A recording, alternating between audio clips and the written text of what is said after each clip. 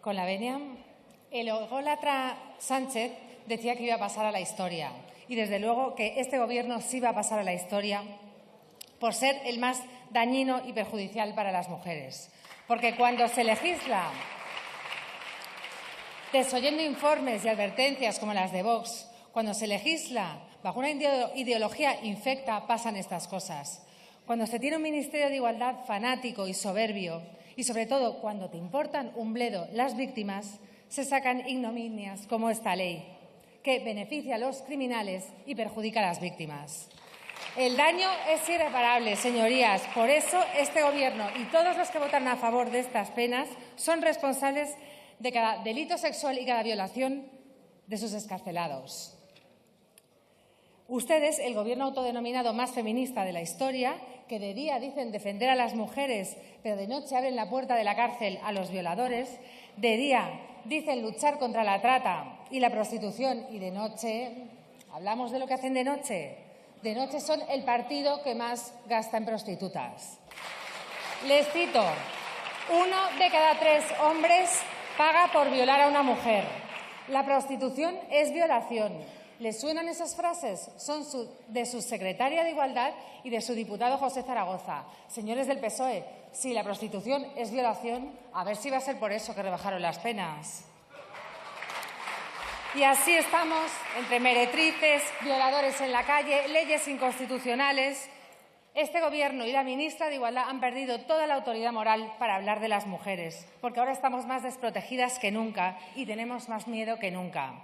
Y tenemos miedo a ir por la calle y encontrarnos con los violadores que excarcelan, tenemos miedo a que adoctrinen y corrompan a nuestros hijos, tenemos miedo a no poder hablar y pensar libremente, tenemos miedo de que nuestros maridos, hijos, hermanos, amigos sean acusados sin pruebas. Claro que tenemos miedo, señores del Gobierno, pero les tenemos miedo a ustedes y a sus aberraciones de leyes. Pero no vamos a reducir el debate al tema de las penas, porque escandalosa no es la única infamia de esta ley. El Partido Popular, por supuesto, prefiere centrar el debate solo en el tema de las penas, porque como siempre tienen la estrategia de poner una vela a Dios y otra al diablo, entonces compran las leyes de género, pero hacen algunos retoquitos técnicos para jugar a dos bandas, no sea que la izquierda les llame fascistas y machistas. Y lo más triste es que, a pesar de comprar toda la basura ideológica de la izquierda les sigue llamando fascistas y machistas. Para que la gente nos entienda, son ustedes el clásico pagafantas. Y como nosotros no queremos ser así, nosotros venimos aquí a decir que esta ley hay que derogarla entera. En primer lugar, por innecesaria, porque la falta de consentimiento ya estaba contemplada en el título 8º del Código Penal. Hay que derogarla porque no se nos va a proteger mientras sigan viniendo sin control inmigrantes ilegales que vienen de culturas que no respetan a la mujer. No nos protege que se nos crea sistemáticamente en plan L'Oreal porque yo lo valgo. No nos protegen los juzgados de excepción, los tribunales de excepción para hombres. No nos protegen los nuevos chiringuitos que ahora han rebautizado como centros de crisis para que una mujer pueda acusar sin pruebas. Y además esta ley nos impone el adoctrinamiento a nuestros hijos para que, en un flagrante delito de incitación al odio contra el hombre, nuestros hijos aprendan en el colegio que el hombre es violento por el hecho de serlo. El único motor de esta ley es destruir la familia. Por eso promueve el odio al hombre y promueve un victimismo en la mujer, eso sí, regado de subvenciones y privilegios. Señorías, las únicas formas de luchar contra la violencia sexual son, en primer lugar, dejar de frivolizar con la violencia. Déjense de violencia económica, violencia política, violencia obstétrica y todas las esdrújulas que se les ocurran. Déjense de miradas, de piropos. Dejen de llamar violencia a todo lo que no le gusta a una mujer. Esto es un auténtico insulto a las mujeres agredidas y violadas. Tenemos que educar en que hombre y mujer somos diferentes, pero iguales en derechos, nunca enemigos. Tenemos que investigar, y esto siempre insisto, de forma rigurosa, las causas de la violencia sexual, que, aviso, spoiler, no es el patriarcado. Tenemos que cambiar el protocolo policial para atender y llegar a todas las víctimas, pero a las víctimas reales que sufren, no a la que han llamado fea o a la que han llevado la contraria en Twitter. Tenemos que proteger nuestras fronteras, tenemos que endurecer las penas, pero no con el sistema anterior, tenemos que endurecerlas más. Y tenemos que defender como sagrados derechos fundamentales y constitucionales de todos, sí, de los hombres también, porque sin presunción de inocencia, sin igualdad y sin tutela judicial efectiva no hay protección ni justicia para nadie.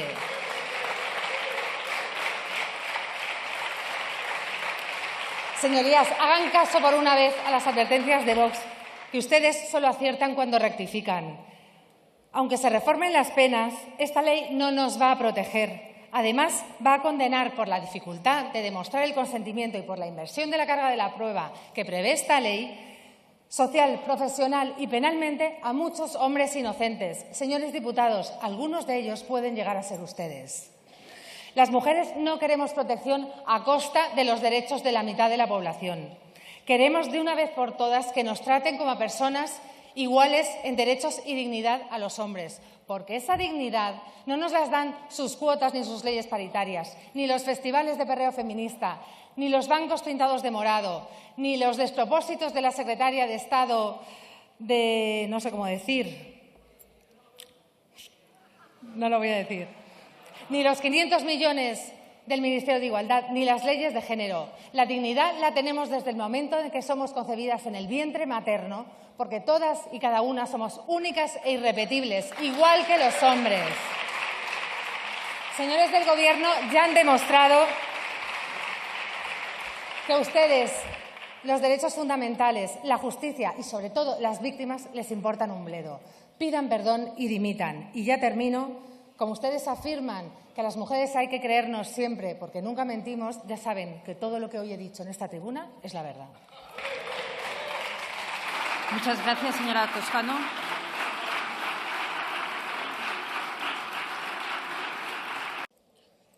Buenas tardes, señorías del Parlamento Balear.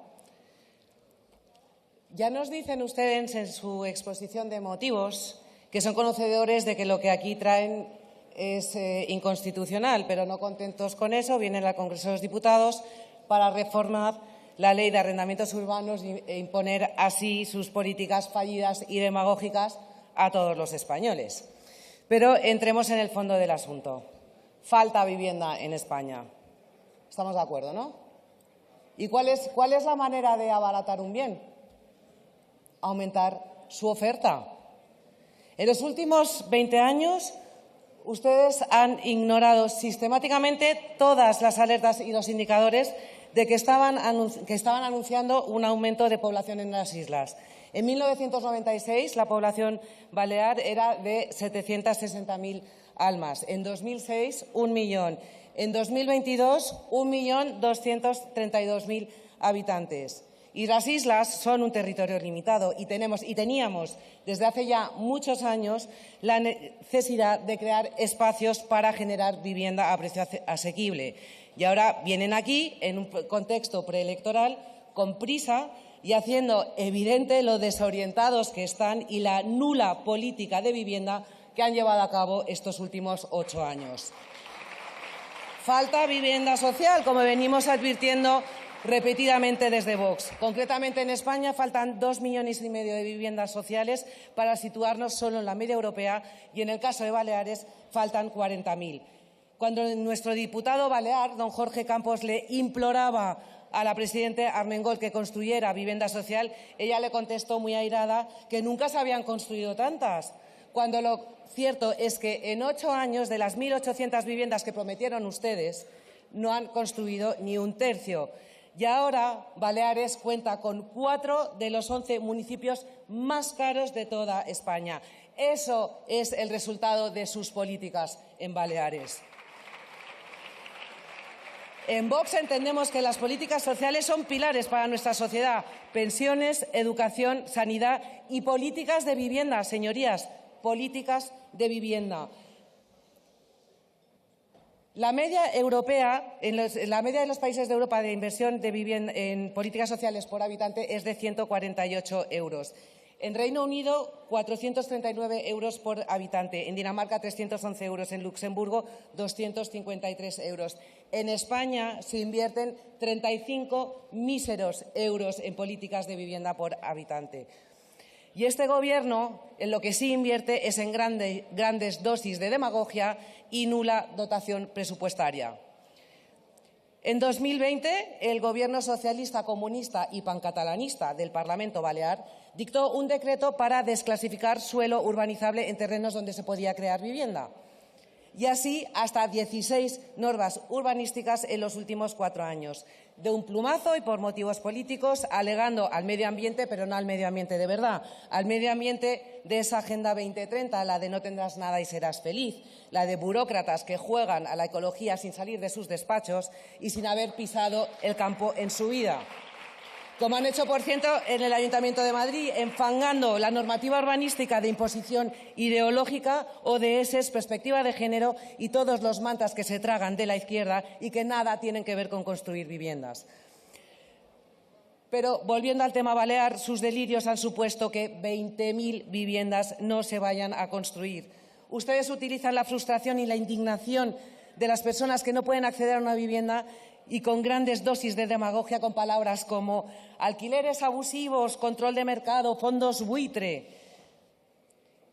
Pero lo cierto es que ustedes lo que quieren es volver a la renta antigua, que no solamente es algo que diga Vox, es algo que dice el Fondo Monetario Internacional, es algo que ya ha advertido el Banco de España, el informe de ESA de febrero, que los resultados del control de precios son que se reduce la oferta porque el propietario o vende o ya no alquila, el mantenimiento de los inmuebles se vuelve cada vez más deficiente y, lo más importante, lo que hacen ustedes con estas medidas es expulsar del mercado a las clases más humildes, porque ¿quién va a alquilar una vivienda antes? ¿A quién se la va a alquilar el propietario?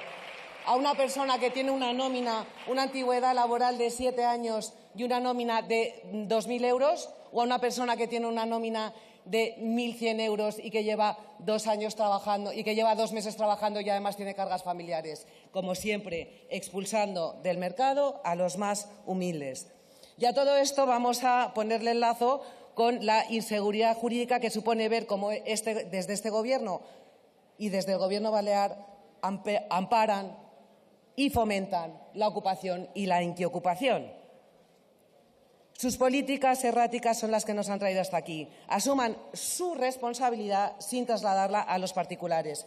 Según ustedes, una persona vulnerable es aquella que tiene que destinar más del 30% de sus ingresos para el alquiler. Pues bien, en Baleares, un trabajador que gana 20.000 euros brutos al año tiene una tasa tributaria del 31,4%. Luego, ustedes son fabricantes de vulnerables. ¿Quieren ustedes ayudar a las familias a que puedan acceder a una vivienda? Liberen suelo, rebajen el impuesto de transmisiones patrimoniales de la compra de vivienda, que en Baleares la tienen entre un 8 y un 11%. Insten a sus compañeros del Congreso a que rebajen el IVA en la compra de vivienda. Supriman el impuesto de donaciones. En Baleares, si unos padres o unos suegros quieren ayudar a sus hijos a comprar un hogar, ustedes se llevan una mordida del 34%. Lo mismo les digo con sucesiones, rebajen el IRPF, tienen infinidad de impuestos que pueden reducir para ayudar a las familias. Y den seguridad jurídica e incentivos fiscales a los arrendadores. Sus políticas intervencionistas, prohibicionistas, socialistas, comunistas y pancatalanistas han hecho del acceso a la vivienda una quimera.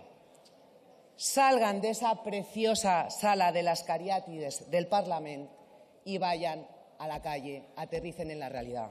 Gracias. Gracias.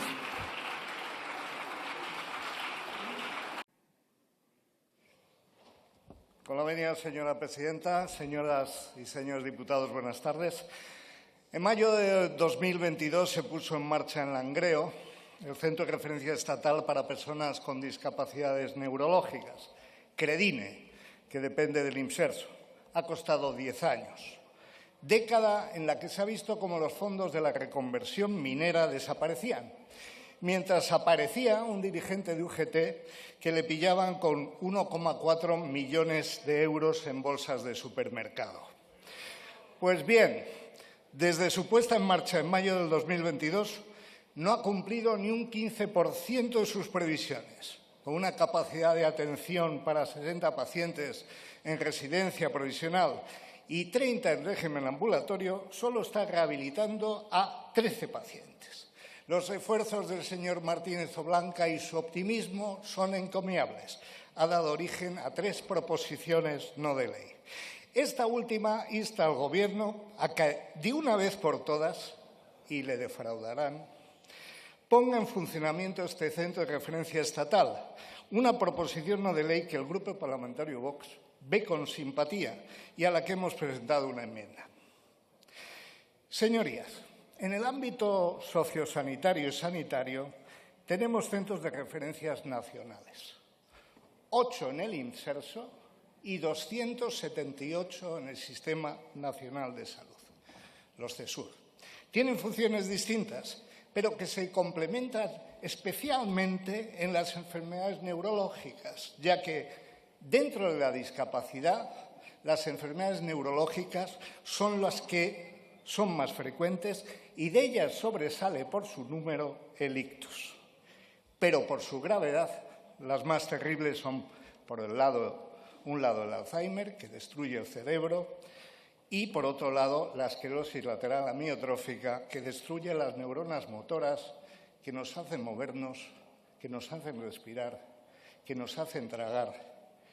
Y ese deterioro progresivo deja intacto un cerebro que asiste angustiado a la inmovilidad que al final le va a llevar a la muerte por asfixia. Eso yo lo he visto.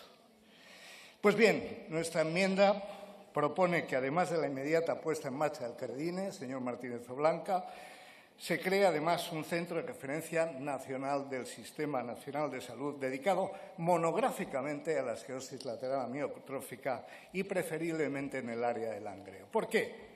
Lo hacemos porque ningún CESUR